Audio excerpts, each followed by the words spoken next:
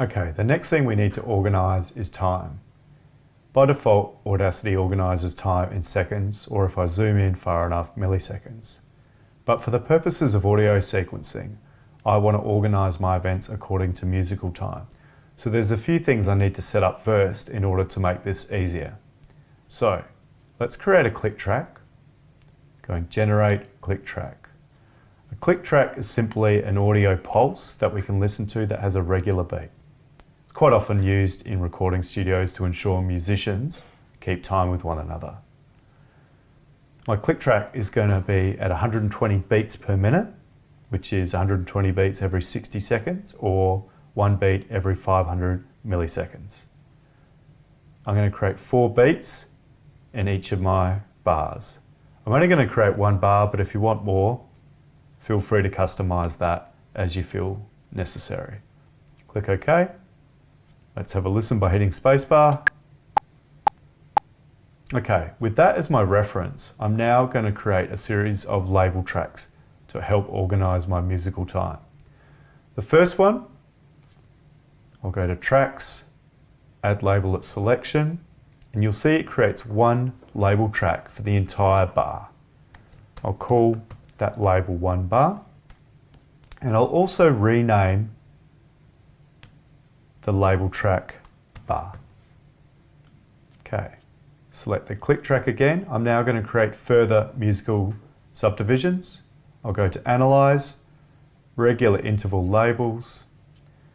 I'm now going to create a series of labels in a label track which are separated by 500 milliseconds or a beat.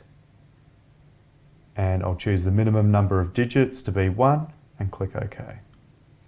You'll see now we have a label track with a series of labels, each of which lines up perfectly with our click track or our reference. I'll relabel or rename this track as 1/4 to indicate the type of beat. Okay, let's create some more. Again, select the click track, analyze regular interval labels.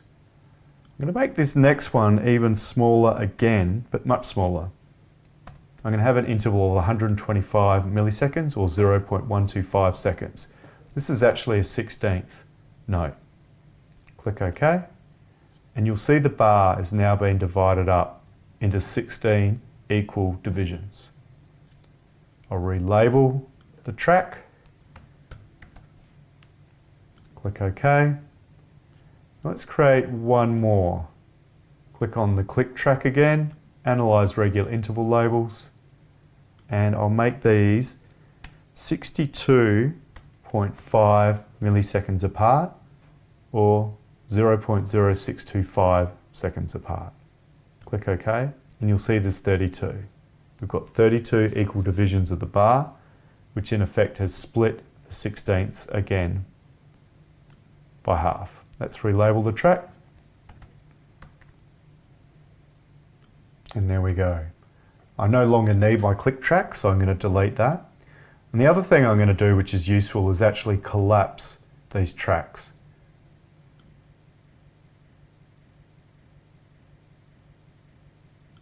And this gives me a fairly nice overview of musical time that I'm going to sequence to.